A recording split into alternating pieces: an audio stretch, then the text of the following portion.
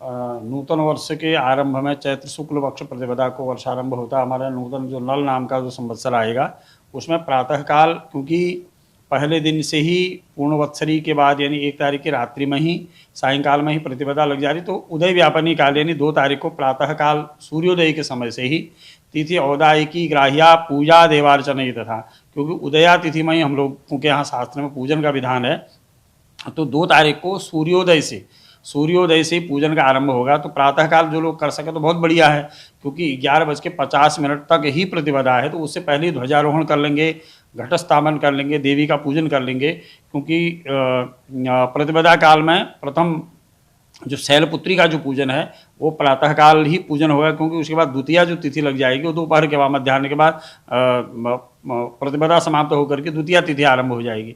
इसलिए जो शुभ मुहूर्त है सूर्योदय से लेकर के 11:50 तक ही विशेषकर मुहूर्त है। तो यज्ञ यागादि कर्म में तो ठीक है, गणेश पूजन इत्यादि पंचांग कर्म करने के बाद शेष पूजन अन्य देवताओं का हो जाता है, लेकिन जो घरों में घटस्थापन करते हैं, ध्वजारोहण करते हैं, तो उनको प्रातःकाल सूर्योदय से लेकर के 11:50 के मध्य में कर लेना चाहिए। उसमें सबसे बड़ा मुहूर्त जो है सूर्योदय काल का है, क्योंकि हमारे यहाँ पूजन का जो सबसे बढ़िया मुहूर्त होता है प्रातःकाल का मुहूर्त होता है। जहाँ तक पूजन की विधि का सवाल है, सबसे पहले तो हमको कायिक मानसिक वाचिक रूप से पवित्र होना चाहिए।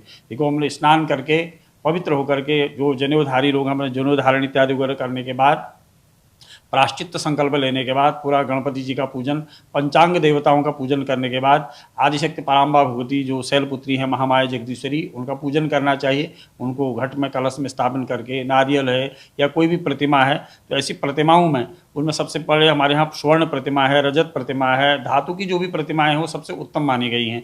उसके बाद मृणमयी जो मूर्तियाँ हैं वो सबसे उत्तम मानी गई हैं। कुछ नहीं भी हो तो नारियल में ही देवी का स्वरूप बना करके उसमें स्वर्ण प्रतिमा इत्यादि वगैरह लगा करके उनका पूजन करना चाहिए। एक चीज़ आपके चैनल के माध्यम से मैं कहना चाहेंगे, जो लोग आजकल कुछ चाइनीज़ बनी हुई विदेशी मूर्तियों को ला कर घर में स्थापन पूजन करते हैं, उनमें प्राण प्रतिष्ठा उन मूर्तियों की नहीं होती है। इसलिए इस चीज़ से बचें। जो इस तरह की जो मूर्तियाँ आती हैं बाजार की, उनको न ला करके स्वयं अपने हाथ से, घर में प्रतिमा हो तो उस प्रतिमा में पूजन करें, और नहीं तो नारियल में स्वर्ण प्रतिमा, नारियल में ही भगवती का पूजा आवाहन करके पूजन कर सकते हैं। कलश आदि में समस्त देवताओं का पूजन होता है, और हमारे यहाँ शास्त्रों में तो कहा गया है कि माँ भगवती का पूजन जहाँ होता है समस्त देवताओं का पूजन वहाँ हो जाता है।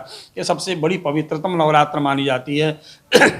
इसमें माता शाकंभरी जी हैं, माँ भगवती जगदम्बा आदिशक्ति भुवनेश्वरी हैं, तो उनका पूजन होता है। पूर्व काल में जो दुर्गा नाम के राक्षस को मारने के लिए जब माँ भगवती अवतीर्ण हुई थी, तो उन्होंने इसी नवरात्र में ततः सतेन नेत्राणाम निरीक्षिष्यामि अन्मुन्यम कीर्तिष्यन्ति मनुजा सताक्षिम इति माम ततः।